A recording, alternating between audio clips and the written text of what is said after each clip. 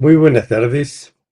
Saludos cordiales para todos los asistentes a este trascendente evento de lanzamiento del dossier Universidades Indígenas en el Mundo, patrocinado por la prestigiosa revista especializada TELUS de la Universidad Católica Dom Bosco, Campo Grande, Mato Grosso do Sul, Brasil. Agradezco también las valiosísimas aportaciones de los que realizaron los autores e investigadores que muestro en esta diapositiva, que le dieron absoluto realce al contenido de este número. Y por mi parte también agradezco el reconocimiento otorgado a la Universidad Autónoma Metropolitana, Unidad Iztapalapa, Ciudad de México. Lo que voy a hacer a continuación es un comentario en torno al enorme significado y vigencia de los debates que se proponen en este número.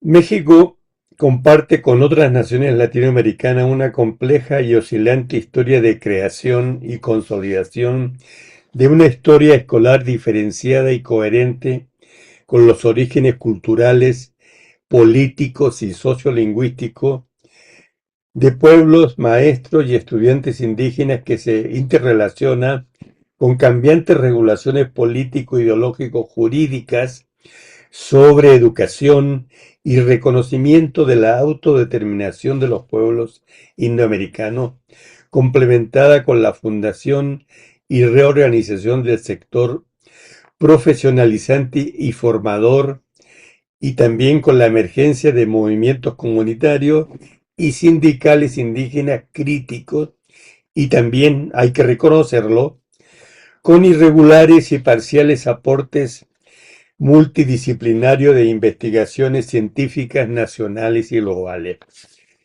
El sistema de educación escolar indígena mexicano constituye la oferta institucional de mayores dimensiones y cobertura de América.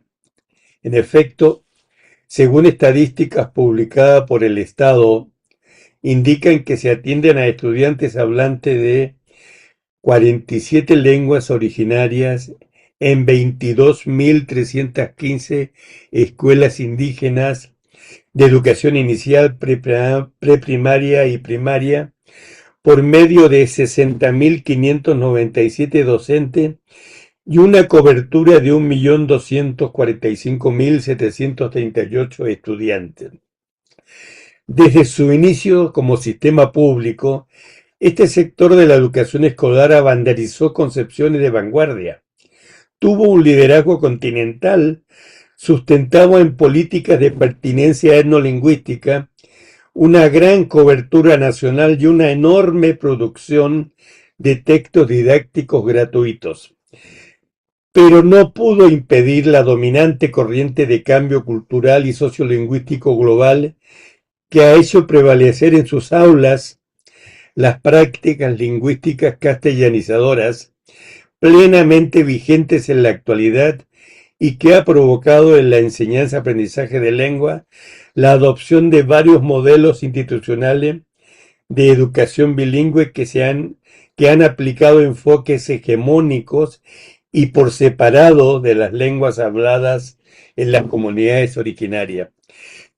Se esperaba que a partir de la implementación del modelo de educación intercultural bilingüe en la década de los años 70, con un claro énfasis en el bilingüismo coordinado, se establecerían las condiciones para generar un cambio educacional cualitativo y se habilitaría a las escuelas indígenas para transitar de una propuesta monocultural e hispanohablante hacia una corriente contemporánea de la educación plurilingüe, intercultural e integrada.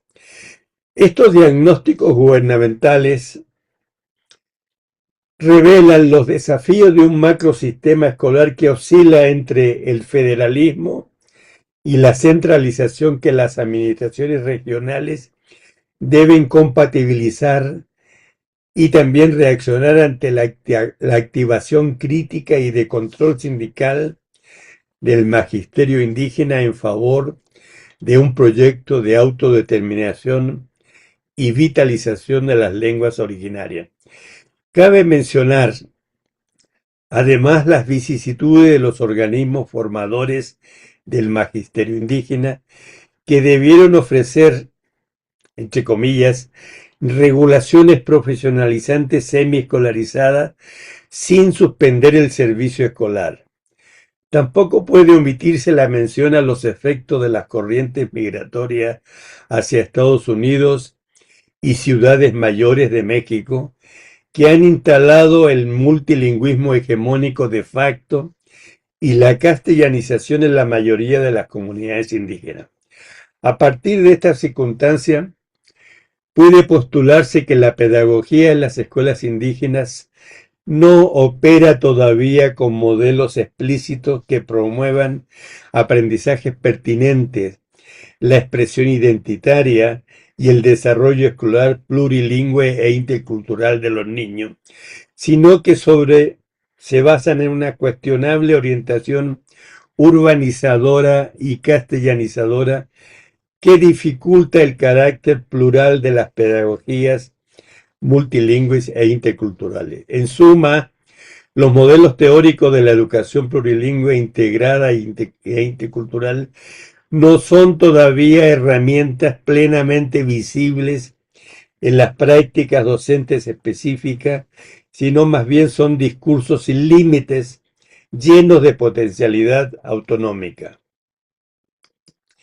En este contexto, los fenómenos de multiculturalismo y plurilingüismo y de concurrencia de identidades diferenciadas constituyen situaciones y retos que deben comprenderse y asumirse de un modo mucho más radical y coherente en el campo educacional. Los consensos sociales han crecido en alcance y los debates sobre reformas educacionales al respecto son cada vez más proclives y propositivos. Sin embargo, el mayor desafío actual sigue estando en el corrimiento ético, coherente y epistemológico de la sociedad y también del sistema educacional hacia orientaciones multiculturales, interculturales y plurilingües. Por eso, adquiere muchísimo sentido intentar una derivación del postulado propuesto por Bradford Kinney para afirmar que la estética y la ética de este cambio global constituyen un reto de la mayor importancia para la sociedad contemporánea, el cual compromete el diseño armónico de concepciones y prácticas sociales de igual dignidad e innovadoras negociaciones entre los diversos actores de la institucionalización de la interculturalidad y el pluralismo en todos los dominios sociales de los Estados-nación. Existen actualmente dos interrelaciones socioculturales conflictivas. Una es el paralelismo asimétrico entre el multiculturalismo o concurrencia de entidades culturales y el multilingüismo o disponibilidad compleja y desigual de recursos lingüísticos en las comunidades de habla. Este paralelismo asimétrico es omitido en la mayoría de las políticas actuales interculturales. La segunda interrelación es la interrelación de baja compatibilidad entre la normatividad explícita de las políticas culturales decretadas por el Estado versus el carácter fáctico de las políticas multiculturales y multilingües hegemónicas y diglósicas que operan en los dominios sociales estratégicos como el comercio, las redes digitales, la educación escolar, los medios de comunicación, las corrientes migratorias, las administraciones gubernamentales y el consumo de tecnología. La notoria incompatibilidad entre el carácter factual versus la forma explícito jurídica de las regulaciones del multiculturalismo y multilingüismo explicarían en parte el bajo nivel de integración, reconocimiento y pluralismo de las actuales políticas culturales. A partir de este postulado surge una gran pregunta. ¿Se necesita otro género de política del lenguaje para interculturalizar las actuales universidades públicas? Un análisis riguroso de las interrelaciones entre multiculturalismo y multilingüismo nos permitiría imaginar el enorme poder transformador e integrador que podría adquirir la filosofía educativa y social que llamamos educación intercultural en el estratégico sector de la educación superior. Esta doctrina educativa cuya historia está en curso y que crece en aceptación global en todas las sociedades, ha activado de forma paulatina la voluntad política de influir en el futuro integrativo de la sociedad, acrecentando la influencia de la educación en la realización del mayor número de ciudadanos y comunidades democráticas y plurales. Desde sus orígenes, esta doctrina ha postulado un remarcable maximalismo ético que apela al reconocimiento y mayor responsabilidad con la diversidad etnolingüística y la comunicación intercultural entre identidades diferenciadas como componentes constitutivos de las sociedades actuales. Desde las últimas décadas del siglo XX, una multiplicidad de interrelaciones entre lenguaje, cultura y sociedad, llamadas configuraciones multiculturales y multilingües, emergieron muy visiblemente en todos los espacios públicos, debido a dos razones. Primero, una es la mayor frecuencia e impacto de las acciones de resistencia y crítica a las políticas del liberalismo económico mercantilista y sus presiones psicológicas sobre el consumo.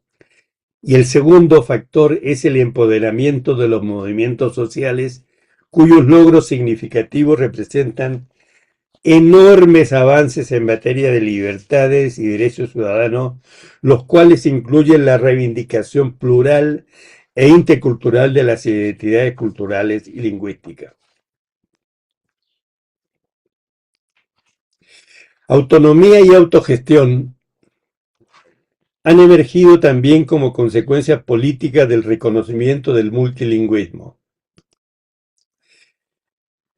y de las identidades etnoculturales. Autonomía y autogestión son en la actualidad signos claves para comprender las diferencias o la complementariedad entre enfoques multiculturales, interculturales y plurilingües.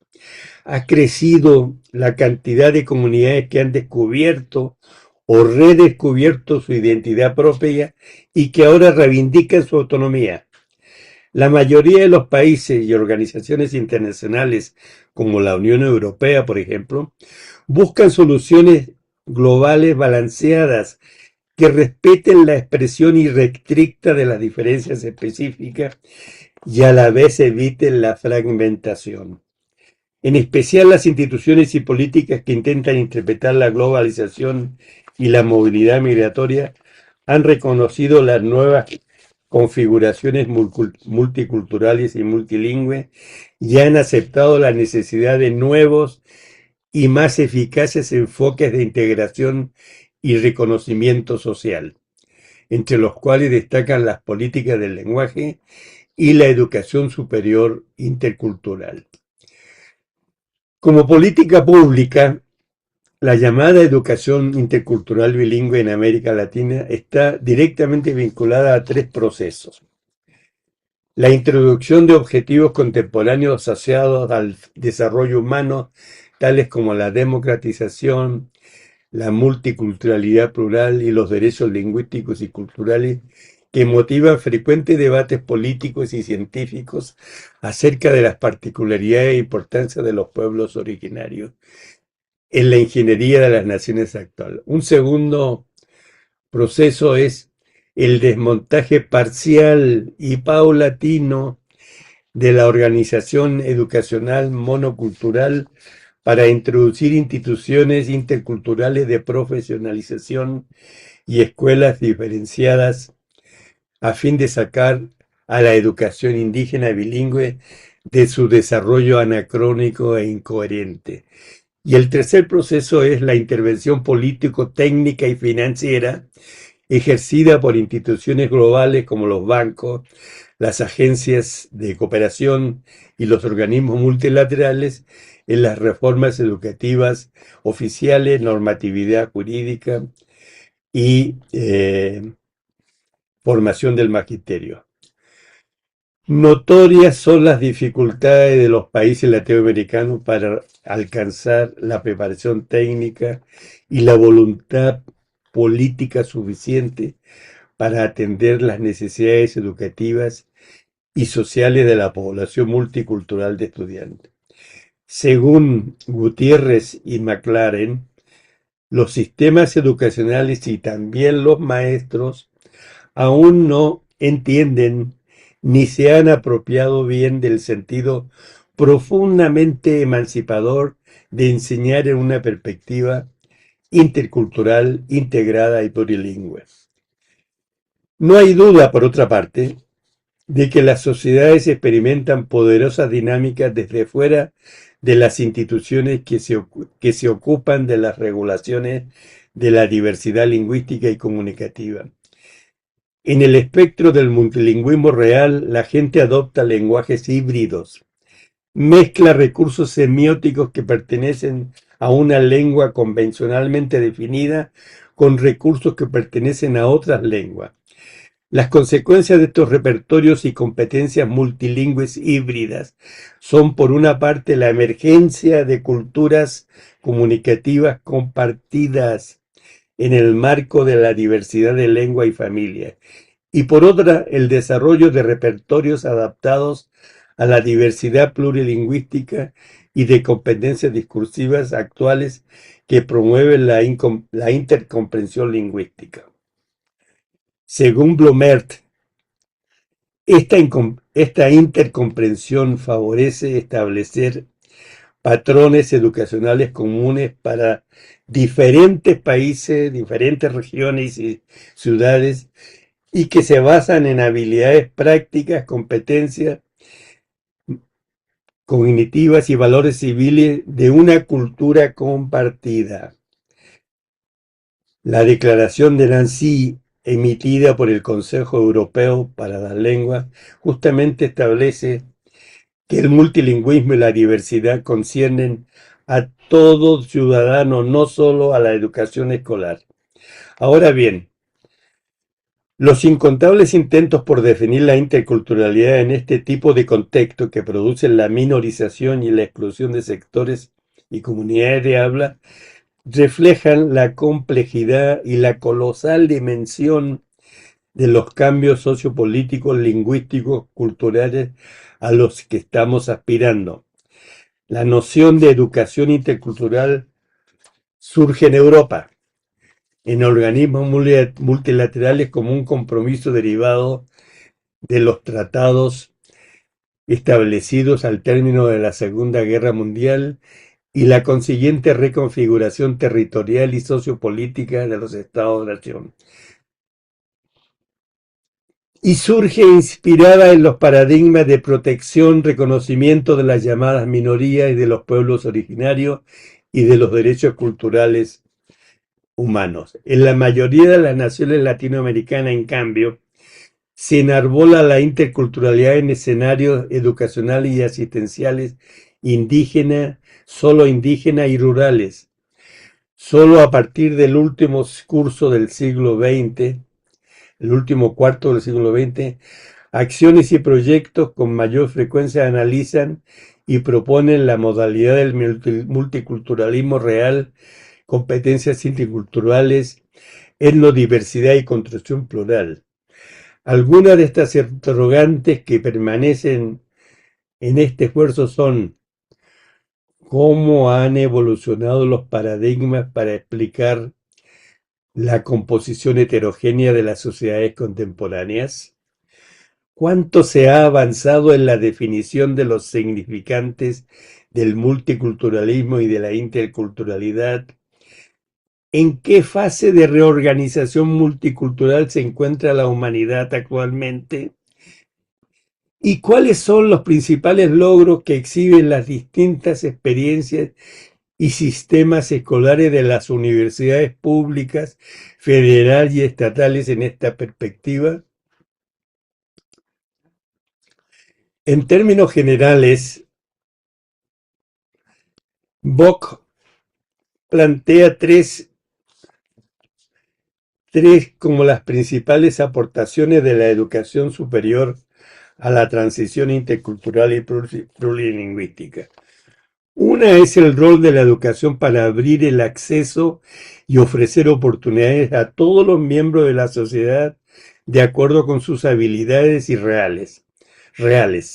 Una segunda es la aceptación de la necesidad de desarrollar capacidades para proveer de profesionales interculturales como futuros líderes o agentes de cambio de la sociedad con una pertinente formación. Y la tercera es la adquisición y utilización habitual del equipamiento científico y tecnológico suficiente para reflejar las responsabilidades de la educación superior en la universidad. En suma, es un hecho que la humanidad no está llevando el mismo ritmo en las transiciones socioculturales contemporáneas. Solo en contadas sociedades se intenta vincular la reorganización multicultural y plurilingüe de los proyectos de sociedades globales con fenómenos tales como la ampliación de mercado, la movilidad transnacional y transcultural de los ciudadanos, el resurgimiento de las regiones, el establecimiento de la sociedad del conocimiento y el flujo regulado de las migraciones. Los avances jurídicos todavía no se han traducido en mejores modelos, ni en aumento de información sistemática, ni en metodologías autogestivas y permanentes de cambio sociolingüístico integrador, tampoco en reversiones comprobadas del shift sustitutivo de idiomas, ni en un retroceso manifiesto de las prácticas discriminatorias. Por tanto, los objetivos de análisis y de acción en esta transición y reorganización sociocultural contemporánea no solo deben expresarse en normatividades jurídicas o nuevas instituciones. Cabe reiterar, por último, que persiste en la actualidad la disyuntiva entre el proyecto de construcción de una sociedad multicultural y la lucha contra la exclusión y las desigualdades. Tal vez sea el momento para pensar en un papel diferente de la comunidad indígena en este nuevo contexto, creando representaciones y áreas más funcionales de trabajo, posibilitando un diálogo distinto entre lo local y lo institucional. Estas nuevas unidades de análisis de gestión local de la educación indígena podrían constituir piedras angulares de un proyecto intercultural. Para ser viables, supone que se construye un proyecto común de país y que se concretiza desde abajo y desde arriba, desde el Estado y desde las comunidades originarias. Muchísimas gracias.